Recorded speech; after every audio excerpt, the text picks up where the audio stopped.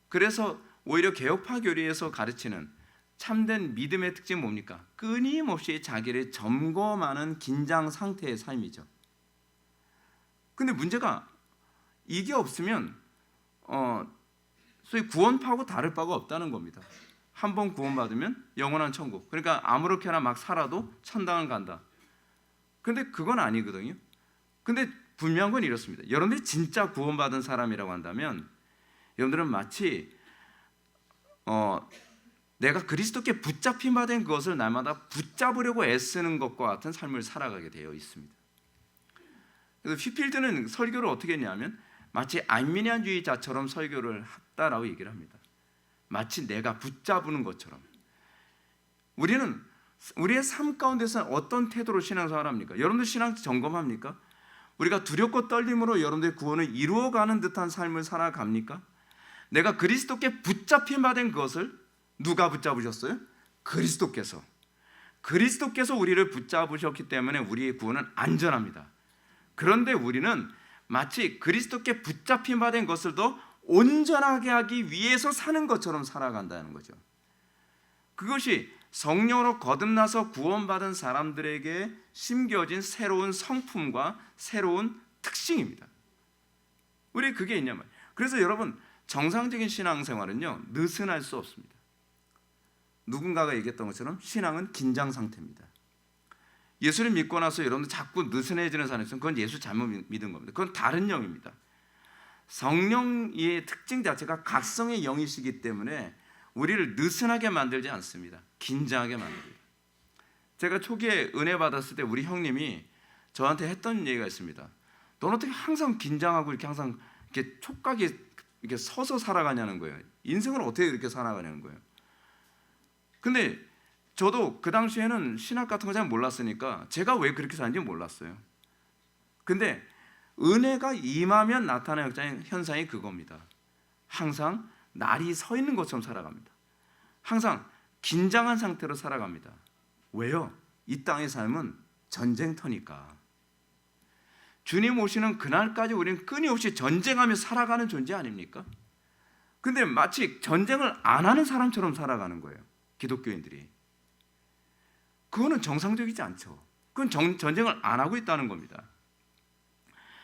우리가 만약에 이러한 알미니안주의 교리를 받아들이게 되면, 수용하게 되면 이런 문제가 발생하게 됩니다. 첫째, 오직 은혜의 교리가 크게 훼손을 당하게 됩니다. 왜냐하면 성도들의 구원이 하나님의 은혜에 있지 않고 인간의 의지가 결정하는 것이라고 가르치는 것이 되기 때문에 그렇습니다. 물론 감리교나 천주교나 알미니안주의 여러 교단에서 하나님께서 은혜를 베풀어 주셔서 우리가 그걸 붙잡은 것이다 얘기하지만 붙잡는 건 내가 붙잡는 거잖아요. 그러면 구원은 내가 결정해요? 하나님이 결정해요? 그러면 내가 결정하는 게 돼버리잖아요. 은혜 교리가 크게 훼손되죠. 그래서 우리가 만일 하나님의 은혜를 거부한다면 하나님의 주권은 무시당합니다.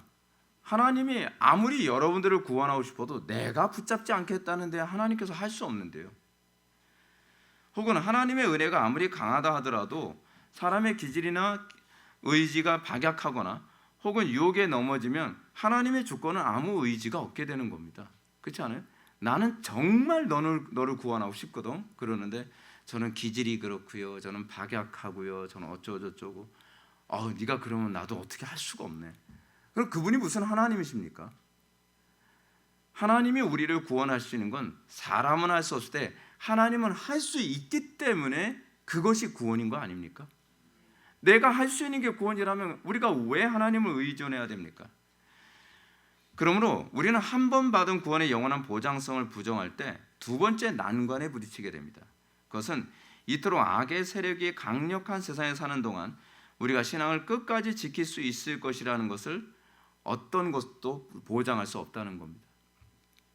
즉 가톨릭이나 감리교의 주장을 따르게 될 때 우리는 하나님의 전능하신 안전한 보호보다는 너무도 불안전하고 나약한 인간의 의지와 노력에만 의지해야 됩니다. 이것은 구원의 안정성 문제에서 리스크가 너무 큽니다. 그렇지 않습니까? 여러분 세상을 이길 만큼 여러분은 강합니까? 아니 세상은요 엄청 강합니다. 여러분들이 세상을 이길 힘이 없습니다. 그래서 예수님께서 부활 승천하시기 전에 제자들에게 하신 말씀이 무엇입니까? 보라, 내가 세상을 이겼느니라. 또 사도 요한이 뭐라 얘기합니까? 세상을 이기면 이것이 너희의 믿음이라. 믿음이 이기는 것이 우리의 의지가 이기는 게 아닙니다. 우리의 기질이 이기는 것이 아닙니다.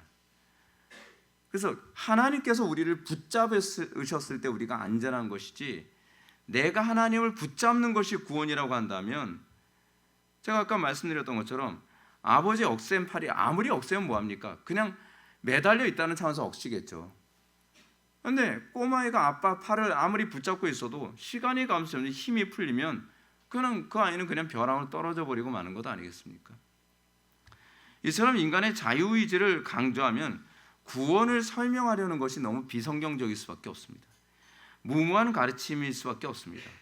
이런 가르침은 예수님의 맹세에 대한 가르침에서 아주 선명하게 나타납니다. 예수님이 뭐라고 말씀하십니까?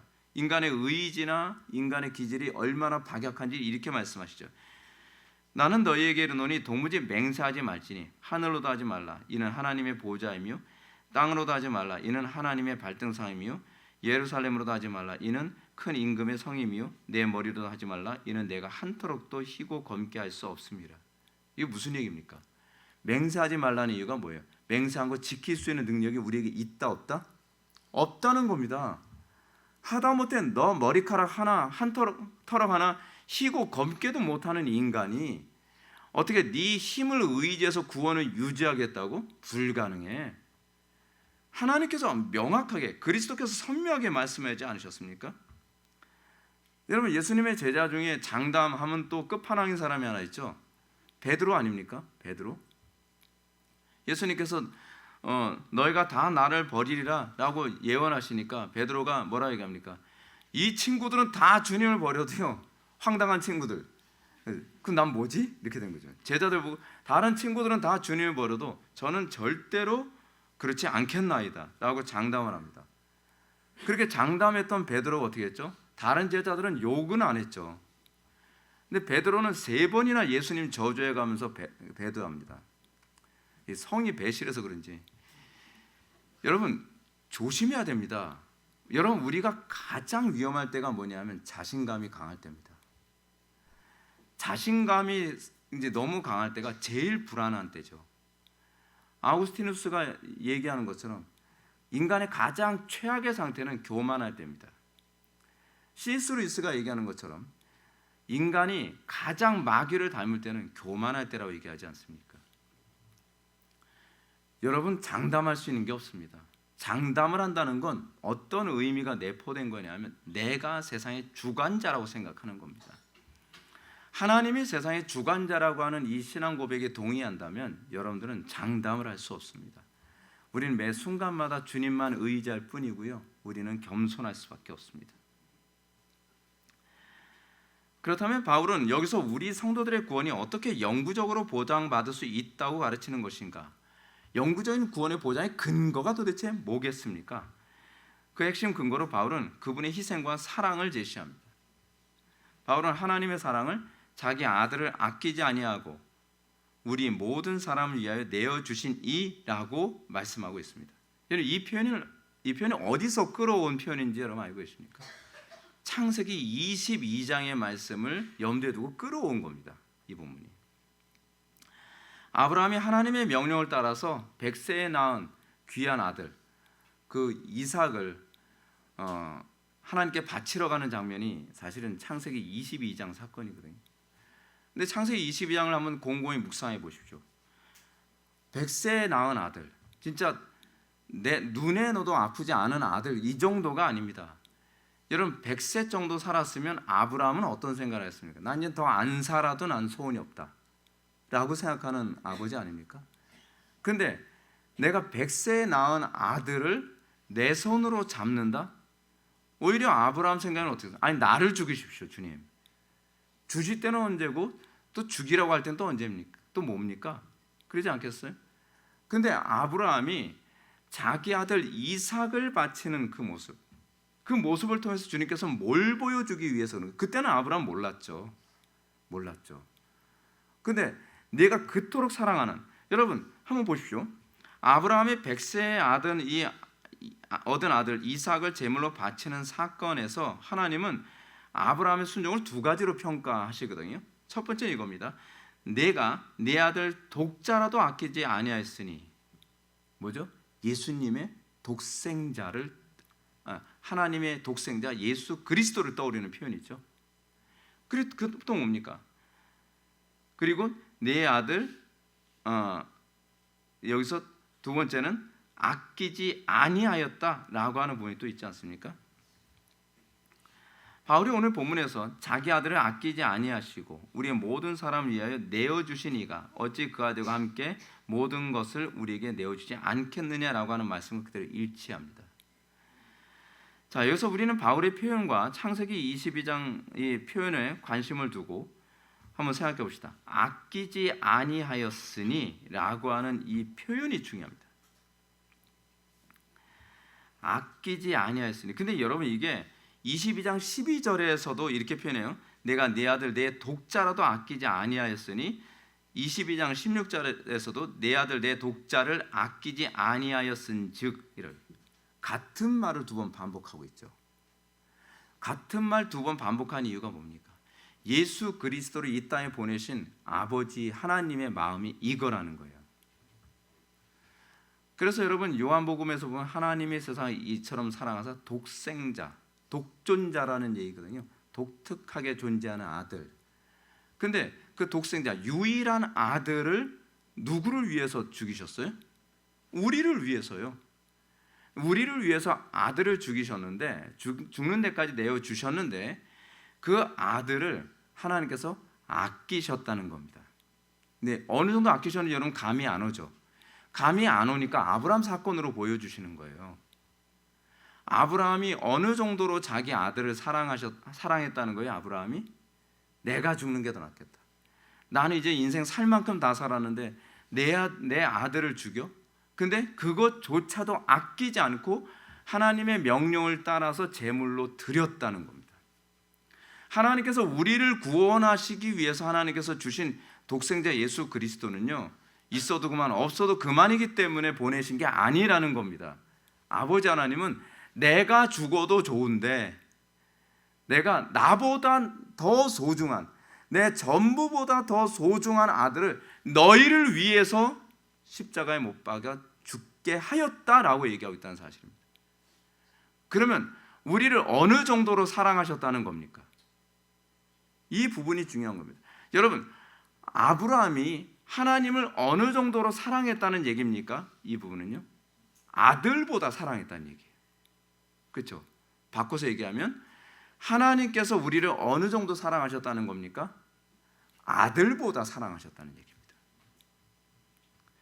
여러분, 그렇게 우리를 사랑하셔서 그 엄청난 희생의 대가를 치르며 우리를 구원하셨는데, 하나님께서는 당신의 전부라고 할 수 있는 아들을 우리를 구원하기 위해 희생시키셨는데, 여러분들이 조금 타락하고 잘못했다고 여러분들을 지옥으로 보내시는 그런 변덕스러운 하나님일 거라고 생각하십니까? 아니죠. 하나님께서는 여러분들을 죽기까지 사랑하신 겁니다. 여러분, 구원에 이탈이 있다? 그런 건 믿지 마십시오. 그거는 하나님의 속성에 말이 안 됩니다. 왜냐하면 자기가 죽는 게 더 낫다 싶을 정도로 독생자를 십자가에 못 박아 죽도록 허락하신 하나님께서 일개 피조물에 불과한 우리를 사랑하시되 자기 전부를 다 희생하며 사랑하시기를 주저하지 않은 하나님께서 우리를 버리시겠습니까? 하나님은 우리에게 사랑을 쏟으시되 조금도 인색하지 않으셨습니다. 그래서 하나님께서 여러분들이 하나님을 사랑하되 인색한 것에 대해서 참을 수가 없는 겁니다. 나는 인색하지 않게 너희들에게 내 전부를 줬는데, 예수님은 하나님의 전부거든요. 근데 너희들은 나에게 헌신하고 나에게 희생하고 나에게 바치는데 왜 이렇게 인색하냐라고 말씀하시는 거죠. 하나님의 사랑을 안다면 그럴 수 없다는 겁니다. 온 우주의 창조주이시며 주관자이신 하나님께서 나를 구원하기 위해 자기 전부를 하기를 주저하지 않은 하나님, 이것만큼 구원의 보장성이 탁월한 것이 어디 있겠습니까? 이런 하나님께서 우리의 일시적인 범죄와 넘어짐 때문에 우리의 구원을 취소했다가 다시 복구했다가 취소했다가 복구하시는 그런 변덕을 부리시겠습니까? 말도 안 되는 거죠. 아브라함 사건을 통해서 입증하시는 겁니다. 내 사랑이 이 정도다. 이런 분이 그 아들과 함께 모든 것을 우리에게 주시지 않겠습니까? 우리가 무엇을 두려워하겠습니까? 여러분들 삶 가운데 고난이 있을 때 이 말씀 묵상하십시오. 이 말씀 묵상하십시오. 당신의 전부를 다 희생하면서까지 우리를 사랑하시고 우리를 구원하기를 아까워하지 않으신 그분께서 그 아들과 함께 모든 것을 우리에게 주시지 않겠습니까? 그래서 우리가 하나님의 사랑을 의심하는 것 자체가 죄인 거예요. 죄일 수밖에 없죠.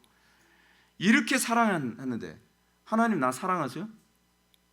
여러분, 자녀들이 그럴 때 부모들이 배신감 느끼잖아요. 부모가 자녀에게 모든 걸 다 해줬어요. 온갖 희생을 다 퍼부어가면서 해줬어요. 근데 자녀가 어느 날 그런 거예요. 아버지가 나한테 해준 게 뭐가 있는데요? 엄마가 나한테 해준 게 뭐가 있는데? 이게 바로 불신앙이고요. 이것이 바로 하나님을 가장 가슴 아프게 하는 것 아니겠습니까? 믿지 않는 것은 그 자체가 죄입니다. 그렇게 엄청난 사랑을 쏟아부어 주셨는데 못 믿겠다고요? 하나님께서 우리의 삶을 다 보장해 주시고 주관해 주시는 걸 여러분 못 믿겠습니까? 그거는 하나님의 사랑이 뭔지 모르기 때문에 그런 거죠. 그 사랑을 알게 된 사람이라면 여러분은 인색할 수 없고요. 그 사랑이 무엇인지 알게 됐다고 한다면 여러분 어떤 상황에서도 우리는 감사할 수 있습니다. 하나님의 그 구원의 보장성을 우리는 믿을 수가 있습니다. 더구나 우리는 바울이 염두에 둔 창세기 사건과 관련지어서 생각해 본다면 십자가 사건은 사람들이 하나님의 아들 예수를 죽인 사건이라고 하기보다는 하나님께서 그 택한 백성들을 구원하기 위해 자기의 전부를 다 희생한 사건입니다. 하나님께서 희생한 사건입니다. 이것이 철저한 제사 정신입니다. 그래서 우리가 하나님의 성령이 우리 마음에 들어오게 되면 우리가 하나님께 드리는 제사는 어떤 제사예요? 번제 같은 제사죠. 왜 번제로 드리죠? 하나님께서 우리를 구원하시기에 번제로 당신 아들을 죽이셨으니까. 물론 우리 그걸 화목제라고 얘기하는데 십자가 사건은 화목제거든요. 화목제인데 예수님을 십자가에 못 박도록 하신 하나님은 당신의 전부를 다 우리에게 주셨다는 차원에서 번제입니다. 번제적 개념을 가지고 있어요. 하나님은 우리를 구원하시기 위해서 당신의 사랑과 공의를 동시에 만족시키는 쪽을 선택하신 겁니다. 그러므로 그의 택한 백성을 구원하시기 위해 하나님은 자신의 공의를 만족시키면서 우리를 위해 독생하신 아들을 제물로 바치는 그 사랑을 우리에게 보여주신 겁니다. 이건 신비롭고 놀라운 사랑의 절정입니다. 이 모습에서 우리는 아브라함의 순종을 통해 자신의 전부보다 하나님을 더 사랑했음을 우리는 보게 되는 거죠. 하나님은 자신의 전부보다 우리를 더 사랑하셨다는 겁니다. 하나님은 우리를 단순한 피조물로 보신 것이 아닙니다. 여러분 이게 놀랍지 않습니까? 하나님께서 우리를 그냥 로봇이라든지 소모품 같은 피조물로 보신 게 아니에요. 하나님은 진심으로 우리를 당신의 전부보다 더 사랑하신 겁니다. 어떻게 피조물을 이렇게 사랑할 수 있죠? 근데 하나님은 피조물인 우리를 그렇게 사랑하셨어요. 그 사랑은 십자가에서 그 실체를 드러내셨던 겁니다. 이 사랑이 하나님의 정점으로 표현된 사건이 바로 십자가거든요. 그래서 사도 바울이 뭐라고 얘기합니까? 내가 십자가 외에는 더 이상 알기를 원치 아니하노라. 십자가에 하나님의 사랑의 정점이 있기 때문에 내가 십자가 외에는 알기 원치 않다는 것입니다. 우리가 그 십자가의 사랑을 알게 된다면 우리가 하나님의 나라와 영광에 헌신하는데 우리가 이렇게 게으르게 살면서 죄책감 없이 살 수 있겠습니까? 사도 바울은 십자가를 자랑스러워할 뿐만 아니라 사랑할 수밖에 없다고 합니다. 더 나아가 십자가를 혐오하는 사람들을 향해 성토하기를 주저하지 않습니다. 뭐라고요? 십자가의 원수로 살아가는 사람들이 가득하잖아요. 여러분 하나님께서 분노하지 않겠습니까? 여러분들이 정상적인 사람이라면 십자가를 원수처럼 여기고 나 십자가나 못 져요. 내가 왜 십자가 줘야 되는데 난 천당 가기 위해서 예수 믿었지 내가 십자가 지려 예수 믿었나? 한국교회 안에 비일비재한 뻔뻔이들이 얼마나 많습니까? 구원 받았다며. 구원은 받았죠. 근데 왜 하나님의 영광 위해서 여러 데 삶을 드리는데 그렇게 인색합니까? 나야 구원 받아. 내가 믿어준 것만 해도 하나님이 고마워하셔야지. 왜 하나님이 고마워하셔야 되죠? 우리가 하나님께 고마워해야 되는 거 아니에요? 그거는 십자가 사랑을 모른다는 겁니다. 구원을 안 받았다는 걸 스스로 입증하고 있는 겁니다. 십자가의 사랑을 안다면 내가 십자가를 자랑스러워하고 내가 십자가를 질 수 있는 사람이 되었다는 거에 대해서 영광이라고 생각하는 거죠. 왜요? 십자가는 하나님께서 자신의 전부보다 더 사랑하는 아들을 십자가에 못 박은 사건이거든요. 그래서 우리는 어떻게 해요? 그거에 대한 반응으로 나의 전부를 십자가에 못 박아 우리가 하나님을 영화롭게 하는 삶으로 보답하기를 원하는 마음이 우리 속에 들어온 거죠. 하나님의 사랑이 우리의 마음에 부음받음, 그 사랑이 이런 사랑이에요. 평범한 사랑이 아닙니다. 어설픈 사랑이 아닙니다. 아주 후질구레한 그런 사랑이 아닙니다. 인간의 상상을 뛰어넘는 그 초월하신 하나님의 사랑이 십자가 안에 농축이 되어 있는 겁니다. 하나님의 사랑이 어떤 사랑이에요? 우리가 뭔가 좀 경건하고 우리가 뭔가 착한 일해서 너는 사랑받을 만해서 내가 사랑해준다, 그래서 내 아들이 희생해 줄게가 아니에요. 바울은 이렇게 얘기합니다. 우리가 아직 죄인 되었을 때, 다시 얘기하면 우리가 아직 하나님과 원수 상태에 있는데, 정말 원수도 그냥 원수가 아니죠. 진짜 진절머리 나는 원수죠. 진절머리 나는 원수 상태에 있는데도 불구하고 하나님께서 당신의 아들을 십자가에 못 박아 죽이기를 주저하지 않으셨다고 생각해 보십시오. 근데 여러분, 지금 한국교회가 정말 십자가 사랑을 아는 모습입니까? 저는 한국교회 보면은 화가 날 때가 굉장히 많이 있어요. 십자가 많이 얘기하는데 예배도 개떡같이, 헌신도 개떡같이, 삶도 개떡같이, 인색하게 또 왜 이렇게 인색한지, 말씀대로 사는 거에 대해서 관심도 없고 오히려 말씀대로 살라 그러면 짜증내고, 그게 어떻게 구원받은 사람의 모습이에요? 어떻게 하나님의 사랑, 누구의 사랑이요? 하나님의 사랑이 우리 마음에 부어졌으면 우리에게서 나타나는 사랑의 반응은 전부를 희생하고픈 사랑이죠. 그거를 못해서 항상 죄송한 거죠. 항상 죄송하죠. 더 헌신하지 못한 것, 더 희생하지 못한 것, 더 주님께 사랑하지 못한 것, 그게 항상 죄송하죠. 근데 우린 죄송하지가 않아요. 오히려 더 뻔뻔하죠. 이 정도 했으면 됐지, 내가 이렇게 헌신했으면 됐지, 뭘 자꾸 원합니까?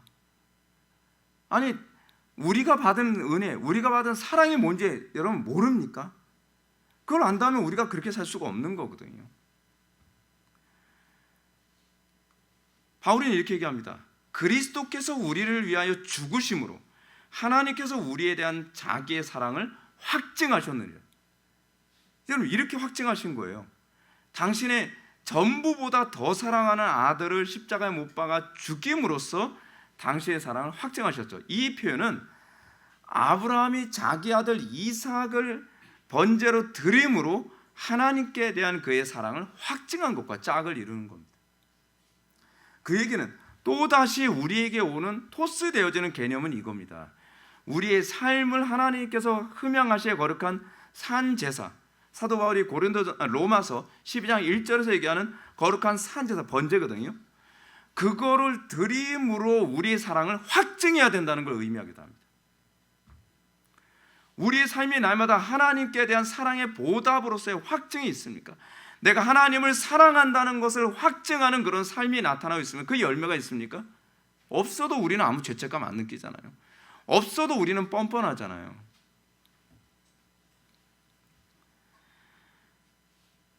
하나님은 우리가 당신의 전부를 받을 만한 어떤 의로움이나 공로 혹은 가치가 있어서 이런 은혜 주신 건 아니죠. 무엇 때문에 하나님은 당신의 전부를 우리가 아직 죄인 되었을 때에 주셨을까요? 그 이유를 고린도후서 5장 21절은 이렇게 가르칩니다. 하나님이 죄를 알지도 못한 이를 우리를 대신하여 죄로 삼으신 것은 우리로 하여금 그 안에서 하나님의 의가 되게 하려 하심이라. 왜 하나님께서 우리를 이렇게 엄청난 대가를 치러가면서 우리를 구원하셨다고요? 또 감성팔이, 지옥 가는 거 불쌍해가지고요. 불쌍하죠.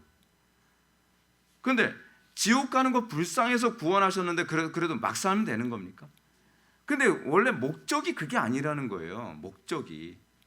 물론 하나님께서 여러분들 지옥 가는 거 원치 않습니다. 근데 궁극적 목적이 무엇이냐면 하나님께서 당신의 그 독생자 예수 그리스도를 십자가에 못 박아 죽이시기까지 엄청난 대가를 치르신 이유는 뭐냐면 우리가 하나님의 의가 되게 하기 위해서 우리에게 그렇게 엄청난 은혜를 주신 거라는 거예요.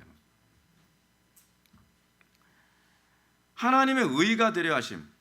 하나님의 의가 되려 하심이라는 말이 뭘 의미합니까? 구약과 신약에서 주로 사용되는 의라고 하는 것은 올바른 관계라는 의미거든요. 하나님과 올바른 관계를 맺는 사람이 되게 하는 것. 그래서 이 하나님과 올바른 관계를 맺는 것에 관해서 데살로니가전서 4장 3절은 이렇게 얘기합니다. 하나님의 뜻은 이것이니 너희의 거룩함이라. 하나님께서 우리를 구원하신 목적은 거룩하게 하기 위해서 것입니다. 근데 그 거룩이 뭡니까? 단순히 억지로 도덕적 삶을 사는 것을 의미합니까? 아니죠. 요한복음에서 얘기하는 영생의 개념입니다. 영생이란 무엇입니까? 영생이란 유일하신 참 하나님과 그의 보내신 예수 그리스도를 아는 것. 영생이란 무엇입니까?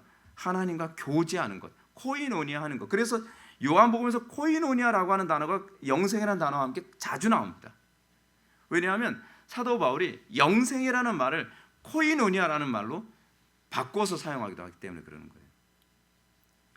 하나님과 코이노니아하게 하기 위해서, 하나님과 올바른 관계를 맺도록 하기 위해서.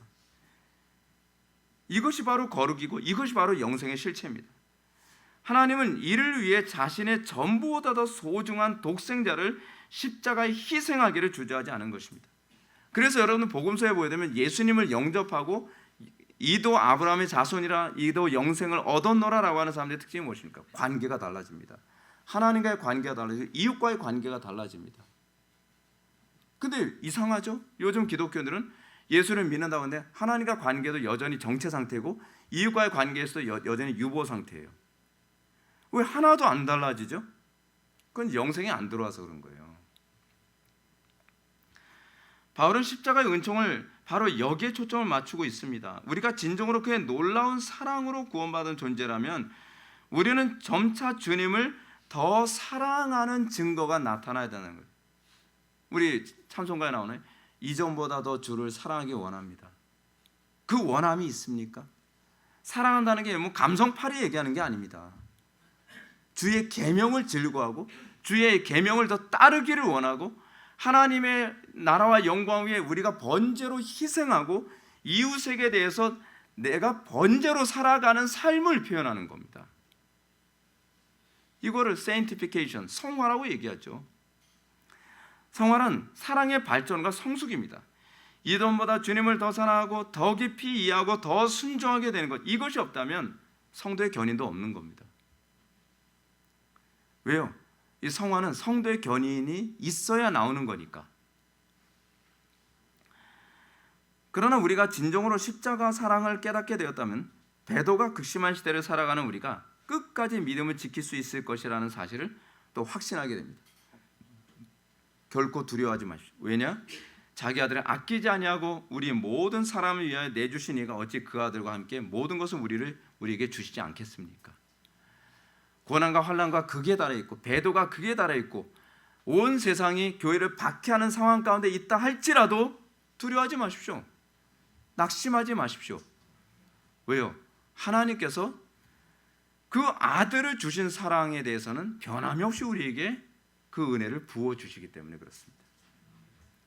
이것이 바로 우리가 일평생 하나님을 신뢰하고 살아갈 수 있게 만드는 명확한 근거입니다. 사랑하는 성도 여러분, 우리가 이 세상 살아가면서 하나님의 말씀으로 거룩한 교제를 하며 살려고 할 때마다 많은 저항 직면하죠. 크게는 세상의 정사와 권세와 이 세상의 어둠의 주관자들, 하늘의 악한 영들, 그들에게 엄청난 저항을 받습니다. 작게는 우리 내면의 타락한 본성의 저항에 직면하게 됩니다. 내 기질과 성품과 세상적 지식, 타락한 본성의 이끌림이 우리를 하여금 하나님과 율법 안에 교제하는 것 끊임없이 거부하게 만들죠. 때로는 심각한 영적 침체와 무기력이, 때로는 가족들과 관계의 갈등, 또 직장에서의 갈등, 이 모든 것들이 우리로 하여금 하나님의 말씀대로 살지 못하도록 주저앉게 만들 때가 얼마나 많습니까? 그럴 때마다 환경과 감정 바라보지 마십시오. 그럴 때마다 바라봐야 될 것은 그리스도의 사랑입니다. 그 십자가의 사랑을 바라보면 됩니다. 그 사랑, 자기 아들을 십자가에 못 박아 죽이시기까지 사랑하신 그 하나님의 사랑이 지금도 동일한 퀄리티로 우리에게 역사할 거라는 것을 믿어야 된다는 사실입니다. 자기 아들을 아끼지 아니하시고 우리 모든 사람을 위하여 내어주신 이가 어찌 그 아들과 함께 모든 것을 우리에게 주시지 아니하시겠습니까? 따라 저는 여러분들에게 하나님의 거룩한 부르심을 받고 여전히 두려움과 낙심과 좌절과 침체에 빠져나오지 못하는 분들이 있다면 저는 이 말씀을 날마다 묵상하기를 권하고 싶습니다. 자기 아들을 아끼지 아니하시고 우리 모든 사람을 위하여 내주신 이가 어찌 그 아들과 함께 모든 것을 우리에게 은사로 주지 않겠느냐, 선물로 주지 않겠느냐는 얘기입니다. 바울의 논쟁을 날마다 마음으로 묵상하십시오. 그리고 비록 우리의 삶 속에 어떤 영적인 느낌이나 감정적 변화, 어떤 환경적 변화도 느끼지 못할지라도 그 느낌이나 환경이나 현상, 감정 이런 거에 끌려다니지 마시고 이 말씀을 붙잡고 계속적인 기도를 통해 은총을 구함으로 견고하게 설 수 있게 되기를 바랍니다. 특히 우리는 바울이 어찌 그 아들과 함께 모든 것을 우리에게 은사, 다시 선물을 얘기하는 겁니다. 선물을 주시지 않겠느냐라고 한 말의 가운데 모든 것을 우리에게 은사로 주실 하나님의 풍성함을 기대할 수 있기를 바랍니다. 하나님은 은혜가 풍성하십니다. 하나님은 우리같이 인색하지 않습니다. 하나님의 풍성함은 자신보다 더 소중한 아들을 주시기까지 은혜가 풍성하십니다. 우리에게 전부를 다 주실 만큼 그분은 은혜가 풍성하십니다. 근데 그 하나님이 이 세상 주관자이십니다. 성부 하나님이 하나님의 전부라고 할 수 있는 독생자 예수 그리스도를 우리에게 주신 사건과 비교하면 우리는 우리의 삶의 문제는 아무것도 아닙니다. 하나님은 우리의 영혼을 구원하시기에 그의 전부를 이미 우리에게 다 주신 분이십니다. 그래서 누가복음 15장에 돌아온 탕자 비유에서 아버지가 큰아들에게 너는 항상 나와 함께 있으니 내 것이다 내 것이로되 라고 했던 것처럼 하나님은 이미 예수 그리스도를 구주로 영접한 자들에게 뭐라고 말씀하십니까? 내 것이다 네 것인데 뭐가 걱정이니? 라고 말씀하시는 거죠. 그러므로 우리는 주님 안에서 인류가 타락하기 이전 에덴처럼 모든 것이 다 우리에게 이미 주어진 것임을 기억해야만 합니다. 이 모든 것을 누리는 것은 오직 믿음으로만 누리는 겁니다. 하나님의 거룩하신 속성을 믿는 그 믿음 안에 거하는 사람들은 이 모든 것을 더 많이 누리게 될 것을 믿으시기 바랍니다. 마치 가나안 땅을 이스라엘 백성들에게 이미 유업으로 다 주셨지만 믿음으로 정복하지 않으면 누리지 못합니다. 하나님께서는 이 땅을 너에게 주었다 완료형으로 말씀하십니다. 주었다라고 말씀하시고서 요구하신 게 뭐예요? 그러니까 나가 싸워라. 그게 믿음입니다. 하나님께서 이 지경을 우리에게 다 주셨다는 걸 믿는다면 그 다음에 우리에게서 나와야 되는 건 순종이죠. 우리가 이것을 믿는다고 한다면 우리가 이 거룩한 전쟁에 우리의 몸을 던지는 것입니다.